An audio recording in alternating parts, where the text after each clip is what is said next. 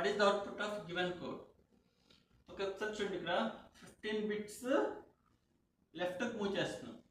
First మనం ఏ value ఎంత 1ని ఈక్వలెంట్ బైనరీ ఫామ్లో కన్వర్ట్ చేయాలి. అంటే వాల్యూ వస్తుంది మనకి 1, రిమైనింగ్ ఆల్ ఆర్ జీరోస్. 0 0 0 0 0 0 0 0 0 0.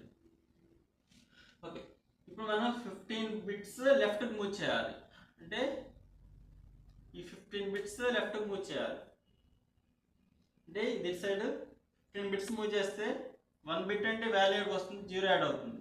2 అంటే 2 ఎక్కడికి వస్తుంది 0 0. 3 అంటే 1 0 0. అలా 15 అంటే మనకి లాస్ట్లో ఉన్న 1, ఈ 1 అనేది లాస్ట్కి వస్తుంది. 1 0 0 0 0 0 0 0 0 0 0 0 0 0.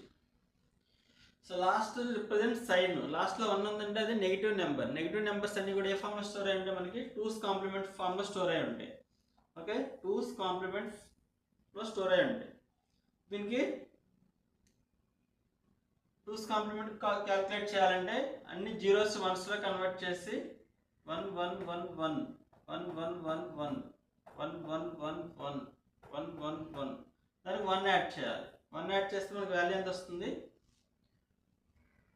దీని ఈక్వలెంట్ డెసిమల్ ఫామ్ -32768 -32768. అంటే ఈ కోడ్ రన్ చేస్తే మనకు అవుట్పుట్ వస్తుంది -32768 వస్తుంది.